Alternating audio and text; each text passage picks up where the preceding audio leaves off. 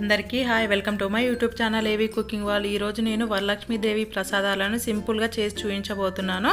So రండి చూసేద్దాం. నేను ఫస్ట్ పరమాన్నాన్ని రెడీ చేస్తున్నాను. సో దానికోసం నేను 1 కప్పు బెల్లాన్ని తీసుకొని దాంట్లో కొన్ని వాటర్ని వేసుకుంటున్నాను. ఈ బెల్లాన్ని ముందుగా ఇలా కరిగించుకోవాలి.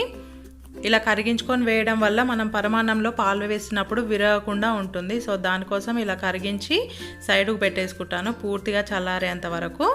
ఇలా కరిగించి పెట్టుకుంటే పాలు అనేవి విరగకుండా వస్తుంది కాబట్టి అలా పెట్టుకొని ఇప్పుడు ఇంకో ప్యాన్లో నెయ్యి వేసుకున్నాను. నెయ్యి ఇలా మొత్తం కరిగిన తర్వాత మనకు నచ్చిన డ్రై ఫ్రూట్స్ని వేసుకొని వేయించుకోవాలి.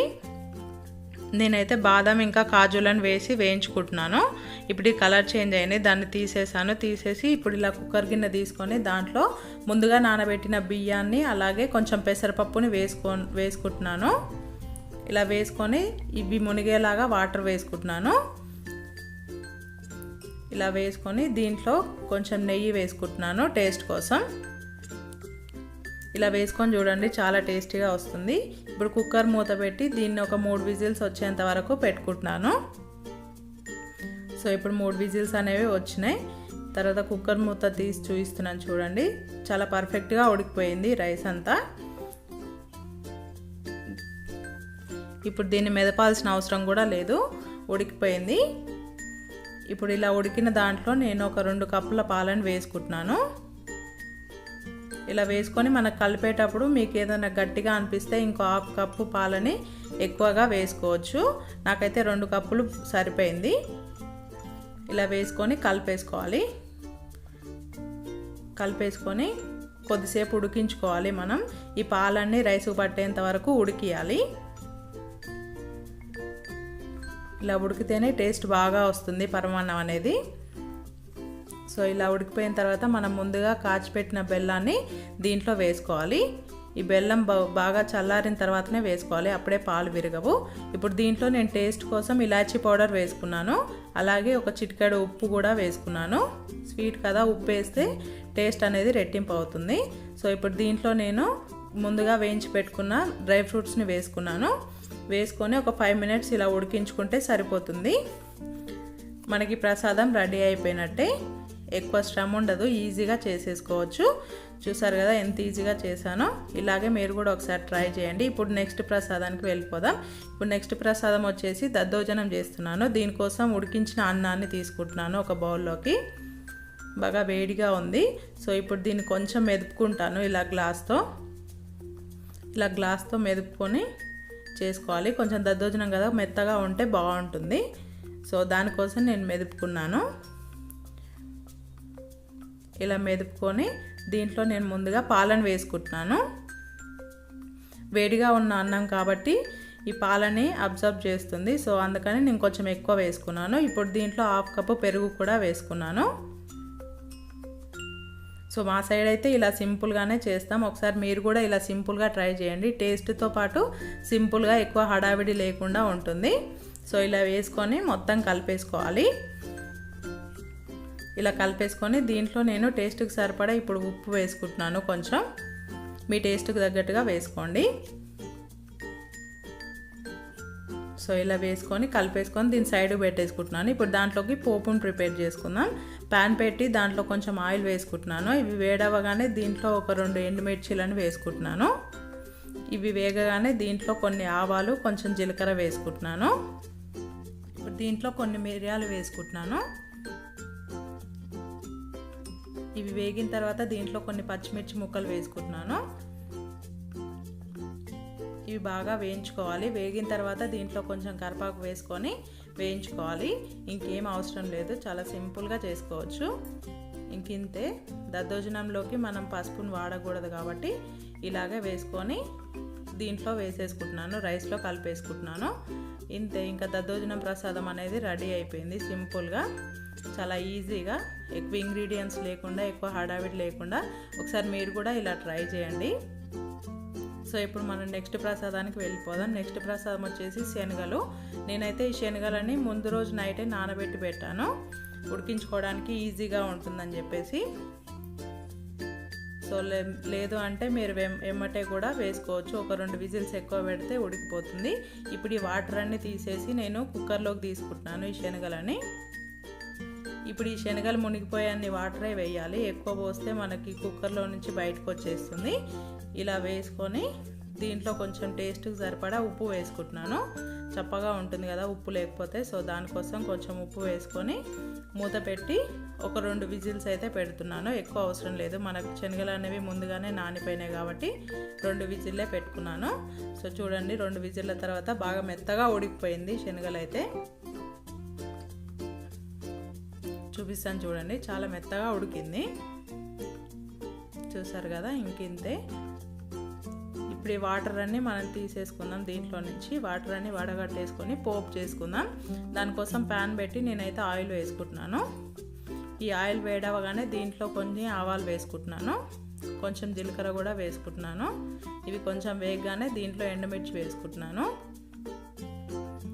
ఈ ఎండుమిర్చి కూడా ఇవన్నీ వేగిన తర్వాత దీంట్లో కట్ చేసి పెట్టిన పచ్చిమిర్చి వేసుకుంటున్నాను. ప్రసాదం కోసం కాబట్టి మనం ఆనియన్స్ వాడట్లేదు. మీరు ప్రసాదం కోసం కాకుండా చేసుకుంటే దీంట్లో ఆనియన్స్ వేసుకోండి. ఇప్పుడు కొంచెం కడిగి పెట్టిన కరివేపాకును కూడా వేసుకుంటున్నాను. ఇవన్నీ వేగిన తర్వాత దీంట్లో కొంచెం పసుపు వేసుకుంటున్నాను. వేసుకొని దీంట్లో మనం ముందుగా ఉడకబెట్టిన శనగలను వేసుకుంటున్నాను. వేసుకొని కొద్దిసేపు వేయించుకోవడమే, ఎక్కువ ఏమి ఉండదు దీనికి చేసేది. ఇంతే, ఇంకా సింపుల్గా మనకు శనగల ప్రసాదం కూడా రెడీ అయిపోతుంది. ఒక్కో సైడ్ ఒక్కోలా చేసుకుంటారు, మా సైడ్ అయితే ఇలాగే మేము సింపుల్గా చేస్తాం. ఒకసారి ఇలా ట్రై చేసి చూడండి. ఇంతే, ఇంకా ఇలా చేసుకొని దేవుడికి నైవేద్యంగా సమర్పించడమే. ఈజీగా ఉంటుంది రెసిపీస్ అన్నీ. ఒకసారి అయితే నా వీడియోని ఫుల్గా చూడండి, స్కిప్ చేయకుండా. ఇప్పుడు నెక్స్ట్ ప్రసాదానికి వెళ్ళిపోదాం. నెక్స్ట్ ప్రసాదం వచ్చేసి వడలు చేస్తున్నాను. నేను చేసే 3 రకాల వడలకి ఒకేసారి పప్పు అనేది నానబెట్టుకుంటున్నాను, సపరేట్గా ఎందుకని చెప్పేసి. ఒకవేళ మీరు కూడా 3 రకాల వడలు చేస్తే ఒకేసారి ఇలా నానబెట్టుకొని చేసుకోండి. ఈ కప్పుతో 2 కప్పుల మినపప్పును తీసుకుంటున్నాను నేను 3 రకాల వడల కోసం. ఇలా వేసుకొని దీన్ని ముందుగా వాష్ చేసుకుంటున్నాను. వాష్ చేసుకొని నానబెట్టుకోవాలి. మీకు టైం ఉంటే ఓవర్ నైట్ నానబెట్టుకోండి, లేదంటే ఒక 6 to 7 అవర్స్ నానబెట్టుకోవచ్చు. ఇలా వాష్ చేసుకున్నాను నేను. వాష్ చేసుకొని దీంట్లో తగినన్ని నీళ్ళు పోసుకొని నేను కరెక్ట్గా 7 అవర్స్ అయితే నానబెట్టుకున్నాను ఈ మినపప్పుని. సో 7 అవర్స్ నానబెట్టినా చాలు, ఇంకెక్కువ కూడా అవసరం లేదు. ఒకవేళ టైం ఉంటే మీరు ఓవర్ నైట్ నానబెట్టుకోండి, ప్రాబ్లం ఏం లేదు. చూడండి, నేను ఆఫ్టర్ 6 అవర్స్ తర్వాత చూపిస్తున్నాను. ఆఫ్టర్ 6 అవర్స్ తర్వాత ఇలా అయితే బాగా నానిపోయింది. ఇప్పుడు దీన్ని నీళ్ళన్నీ వడగట్టేసి మనం మిక్సీ పట్టేసుకుందాం పిండిని. ఇలా నీళ్ళన్నీ తీసేసి మిక్సీకి వేసుకుంటున్నాను. దీంట్లో వాటర్ ఎక్కువగా వేయకూడదు, ఎక్కువగా వేస్తే వడలు అనేవి మనకు పర్ఫెక్ట్గా రావు. సో అవసరం అనిపిస్తే కొన్ని ఒక 3 to 4 టీ స్పూన్ల వాటర్ వేసుకొని ఇలా మెత్తగా చేసేసుకోవాలి. చేసుకొని మనం ఇలా మిక్సీ పట్టిందంతా ఒక బౌల్లోకి తీసేసుకోవాలి. ఇలా బౌల్లోకి మొత్తం తీసేసుకొని ఇలా చేత్తో బాగా అనుకుంటూ కలిపితే మనకు పిండి అనేది ఫ్లఫీగా అవుతుంది, వడలు అనేవి సాఫ్ట్గా వస్తాయి. సో ఒకసారి ట్రై చేయండి. మీరు ప్రసాదం కోసమే కాదు, రెగ్యులర్గా ఇంట్లో వడలు చేసుకునే వాళ్ళు ఉంటారు కదా, ఇలా ఒకసారి ట్రై చేయండి. ఇలా చేయడం వల్ల మనం దీంట్లో సోడా వేసుకోవాల్సిన అవసరం కూడా ఉండదు, చాలా మెత్తగా వస్తాయి వడలు అనేవి. ఒకసారి ఇలా ట్రై చేసి చూడండి, చాలా బాగా వస్తుంది. సో ఇలా ఎంత బాగా కలుపుకుంటే అంత బాగా వచ్చేస్తుంది. ఇలాగే మొత్తం కలిపేసుకుంటూ ఉండాలి. ఒక 3 to 4 minutes ఇలా కలిపేసుకోవాలి. ఇప్పుడు దీంట్లో నేను టేస్ట్కి సరిపడా ఉప్పు వేసుకుంటున్నాను. ఉప్పు వేసుకొని కలుపుకుంటున్నాను. ఇలా కలిపేసుకోవాలి మొత్తం. నేనైతే ఈరోజు పాకం వడ, అలాగే పెరుగు వడ, మిరియాల వడలు చేస్తున్నాను. సో దానికోసం ఈ పిండి అయితే ఇలా ప్రిపేర్ చేసుకున్నాను. ఇప్పుడు ఇది రెడీ అయిపోయింది. నేను ముందుగా పాకం గారెలను అయితే ప్రిపేర్ చేసుకుంటున్నాను. దానికోసం ఒక కప్పు తురిమిన బెల్లాన్ని తీసుకుంటున్నాను. తీసుకొని 2 కప్పుల వాటర్ని వేసుకుంటున్నాను. ఇలా ఏ కప్తో అయితే బెల్లం తీసుకున్నానో అదే కప్తో 2 కప్పుల వాటర్ వేసుకుంటున్నాను. దీనికి పాకం అవసరం లేదు, కొంచెం అంటుకున్నట్టుగా వస్తే చాలు. మన ఫింగర్స్ మధ్యలోకి తీసుకున్నప్పుడు ఇలా అంటుకున్నట్టు వస్తే సరిపోతుంది. ఇప్పుడు దీంట్లో నేను టేస్ట్ కోసం ఇలాచీ పౌడర్ని వేసుకుంటున్నాను. వేసుకొని మరిగించాలి, ఒక 15 minutes అలా మరిగించాలి.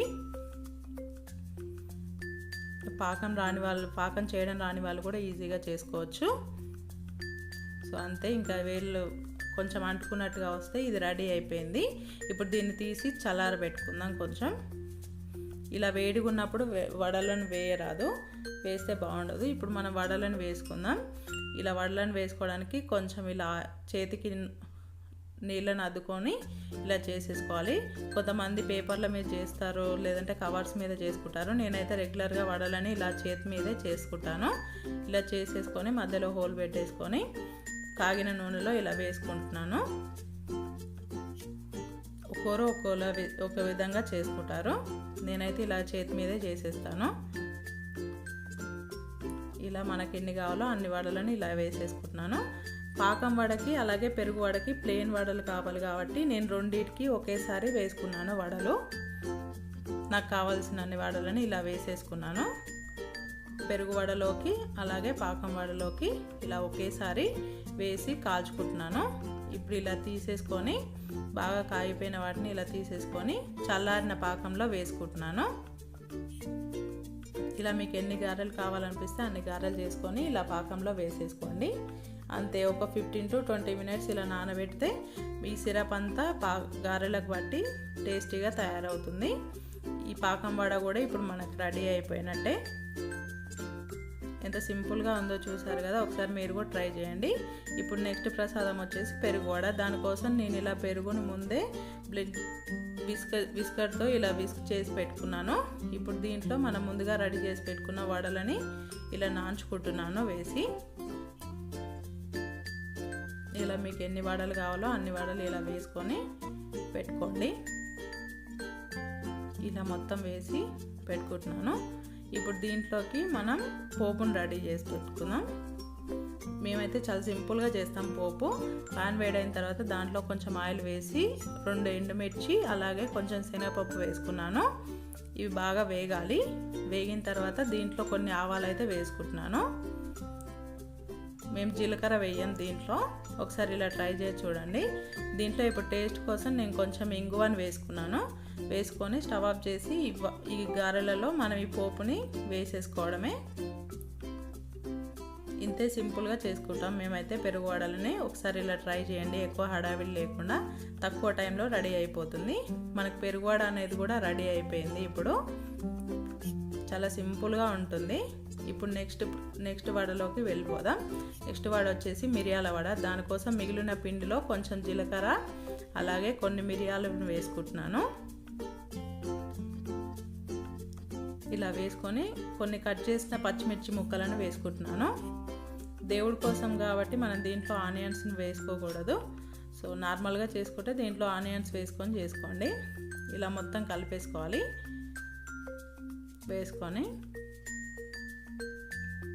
కలిపేసుకొని ముందు వేసుకున్న విధంగానే ఇలా చేతికి కొంచెం వాటర్ అద్దుకొని మనకి ఏ సైజులో కావాలో ఆ సైజులో ఇలా అనుకుంటూ చేసుకొని వేడైన ఆయిల్లో వేసుకోవడమే. ఇలా వేసుకొని బాగా వేడైన ఆయిల్లో వేసేసుకుంటున్నాను. మీకు కావాల్సిన గారెలు ఇలాగే వేసేసుకోండి. చాలా సాఫ్ట్గా వచ్చినాయి. ఒకసారి ఇలా ట్రై చేయండి. ఇలా 2 వైపులో కాల్చుకుంటూ మీకు నచ్చిన కలర్ వచ్చేంత వరకు కాల్చుకోండి. చాలా సింపుల్గా ఉంటుంది. నా ఛానల్ని ఫస్ట్ టైం చూసేవాళ్ళు నా ఛానల్కి లైక్ కొట్టి సబ్స్క్రైబ్ చేసుకోండి మరిన్ని వీడియోస్ కోసం. ఈ వీడియోకి అయితే లైక్ చేయండి. అంతే, ఇంకా 2 వైపులా ఇలా కాల్చేసుకున్నాను. దీన్ని స్టవ్ పై నుంచి తీసేసి వేరే బౌల్లోకి సర్వ్ చేసుకొని దేవుడికి నైవేద్యంగా సమర్పించుకోవచ్చు. ఇంతే, చాలా సింపుల్గా ఉంది కదా. ఒకసారి అయితే ట్రై చేయండి కంపల్సరీగా. ఈ వడని ఇలా ఈజీగా చేసేసుకోవచ్చు. ఇప్పుడు నెక్స్ట్ ప్రసాదం వచ్చేసి మనకి పులిహోర చేస్తున్నాను. ఈ కాలంలో మామిడికాయలు ఎక్కడి అని కన్ఫ్యూజ్ అవ్వకండి. సో మాకు చెట్టు ఉంది, అది ఏ టైంలో అయినా కాస్తుంది. సో ఇంటి దగ్గర నుంచి తెప్పించుకొని మరీ చేస్తున్నాను. ఇలా 2 మామిడికాయలను తీసుకొని ఇలా తురుముకుంటున్నాను. అలా తురుము నాకు 1 kg రైస్కి సరిపడా వచ్చింది. 2 మామిడికాయల తురుము ఇలా తురిమేసి పెట్టుకుంటున్నాను. సైడ్ పెట్టేసుకున్నాను. 1 కేజీ రైస్కి సరిపడా వచ్చింది. ఇప్పుడు ఒక పెద్ద బేసన్ తీసుకొని దాంట్లోకి ఉడికించుకున్న అన్నాన్ని వేసుకుంటున్నాను. ఇలా వేసేసుకొని చల్లార్చుకోవాలి. కొంచెం దీంట్లో పసుపు వేసుకోకండి, పచ్చివాసన వస్తుంది. ఇప్పుడు దీంట్లో టేస్ట్కి సరిపడా కొంచెం ఉప్పు వేసుకుంటున్నాను. అలాగే మనం ముందుగా తురుము పెట్టిన మామిడికాయ తురుమును వేసుకుంటున్నాను.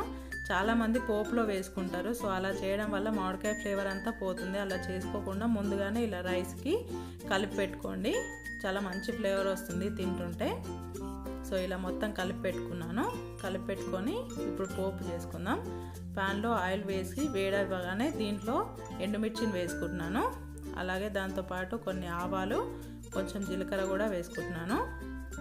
పల్లీలు వేసుకుంటున్నాను. కొంచెం శనగపప్పు వేసుకుంటున్నాను. ఇవి బాగా వేగనివ్వాలి. పులిహోరలో మెయిన్ థింగ్ వచ్చేసి పోపే. ఇది ఎంత బాగా వేసుకుంటే పులిహోరకి అంత టేస్ట్ వస్తుంది. ఇప్పుడు దీంట్లో కట్ చేసిన పచ్చిమిర్చిని వేసుకున్నాను. పచ్చిమిర్చి వేగడానికి దీంట్లో కొంచెం ఉప్పు వేసుకుంటున్నాను. ఇవి బాగా వేగనివ్వాలి, అప్పుడే మనకి పులిహోరకి టేస్ట్ వస్తుంది. ఇప్పుడు దీంట్లో కొంచెం పసుపు వేసుకుంటున్నాను. ఇవన్నీ వేగిన తర్వాత దీంట్లో కొంచెం జీరా పౌడర్ వేసుకుంటున్నాను. అలాగే దాంతోపాటు కొంచెం కరివేపాకు, కొంచెం కొత్తిమీర కూడా వేసుకొని వేయించుకుంటున్నాను. బాగా పచ్చివాసన పోయేంత వరకు వేయించుకుంటున్నాను. ఇప్పుడు ఈ పోపు ఇలా రెడీ అయిపోయింది. ఇలా రెడీ అయిపోయిన దాన్ని మనం ముందుగా మామిడికాయ తురుము కలిపి పెట్టిన రైస్లోకి ట్రాన్స్ఫర్ చేసేసుకుంటున్నాను.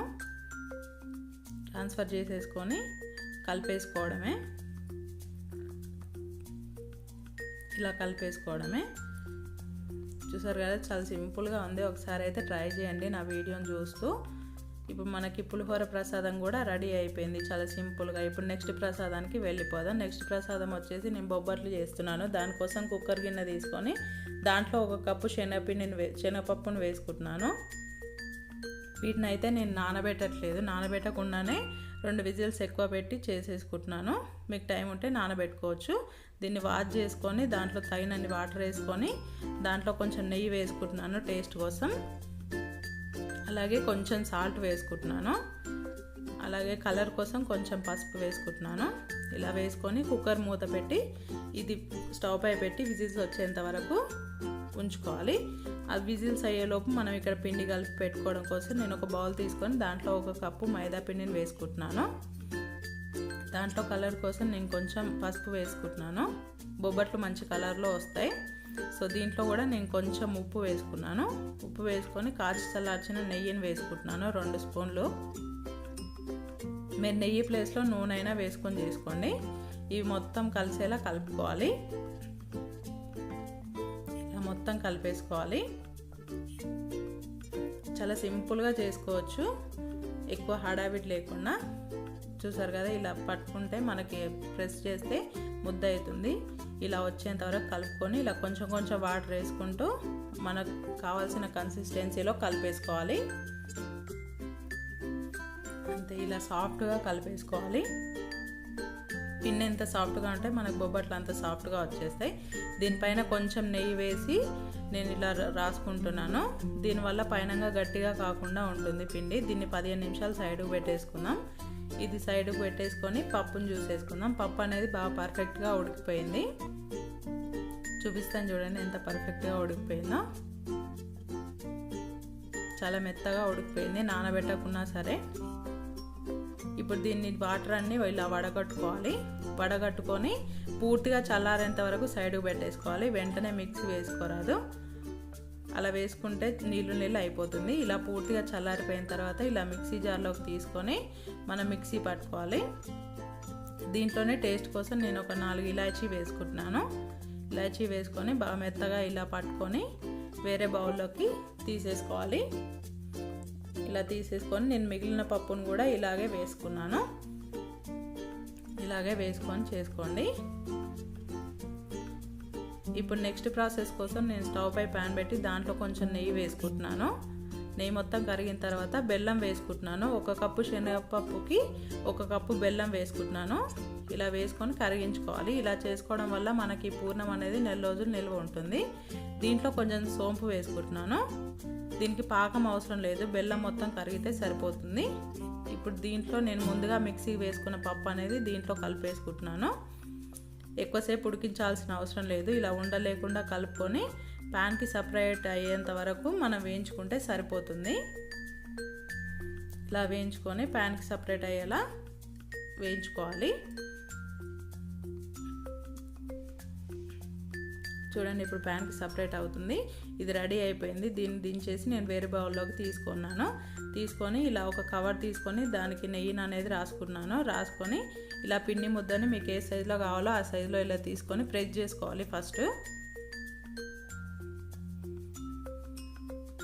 ఇలా కొంచెం వెడల్పుగా ప్రెస్ చేసుకొని మనం రెడీ చేసి పెట్టుకున్న పూర్ణాన్ని దీని మధ్యలో పెట్టేసుకోవాలి. మీకు కావాలంటే కోలతో కూడా చేసుకోవచ్చు, కోలతో కూడా వస్తుంది. నేనైతే హ్యాండ్స్తో చేసి చూపిస్తాను. చూడండి ఇలా పూర్ణం పెట్టుకొని ఇలా మొత్తం క్లోజ్ చేసుకోవాలి. ఆ ఎక్స్ట్రా పిండిని తీయకుండా దానికే పెట్టేసి ఇలా మధ్యలోకి పెట్టేసుకొని కొంచెం నెయ్యి రాసుకొని ఈ కవర్ని పైనుంచి పెట్టేసి ఇలా చేతితోటి అనుకోవడమే. చాలా ఈజీగా వచ్చేస్తుంది. అలాగే చాలా టేస్టీగా కూడా వచ్చినాయి. ఒకసారి ట్రై చేయండి మీరు కూడా. ఇలాగే ప్రెస్ చేసుకొని స్టవ్ పై ఇలా పేలం పెట్టి దానికి నెయ్యిని రాసుకొని ఇలా మనం ముందు రెడీ చేసి పెట్టుకున్న బొబ్బట్ని దీనిపై వేసుకొని రెండు వైపులా నెయ్యిని రాస్తూ కాల్చేసుకోవాలి. నెయ్యి ఇష్టం లేదనుకునే వాళ్ళు ఆయిల్ కూడా అప్లై చేస్తూ కాల్చుకోవచ్చు. ఇలా మీకు చిన్న సైజులో కావాలంటే చిన్న సైజులో, పెద్ద సైజులో కావాలంటే పెద్ద సైజులో ఇలాగే చేసుకోండి. చాలా ఈజీగా వస్తుంది. ఫస్ట్ టైం చేసినా కూడా ఈజీగా చేసుకోవచ్చు. అంతే, ఇంకా రెండు వైపులా కాల్చేసుకోవాలి. మీకు ఎన్ని కావాలో అన్ని ఇలాగే చేసుకోండి. నేను చూపించిన విధంగా చాలా సింపుల్గా ఈజీగా వచ్చేస్తుంది. వ్రతం రోజు ఎక్కువ హడావిడి లేకుండా ఈజీగా తక్కువ టైంలో ఇలా చేసుకోవచ్చు ప్రసాదాలని. నా వీడియో చూస్తూ చేసుకోండి. అంతే, రెండు వైపులా కాల్చుకొని తీసేసుకోవడమే. ఇలా ఈ ప్రసాదాలన్నీ ఇలా చేసేసుకొని దేవుడికి నైవేద్యంగా సమర్పించవచ్చు తక్కువ టైంలోనే. అది కూడా ఎక్కువ టైంలో కాకుండా, ఎక్కువ హడావిడి కూడా లేకుండా ఇలా చేసి పెట్టండి.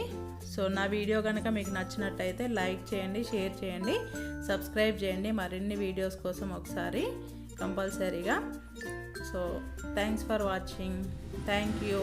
Please do subscribe for more videos.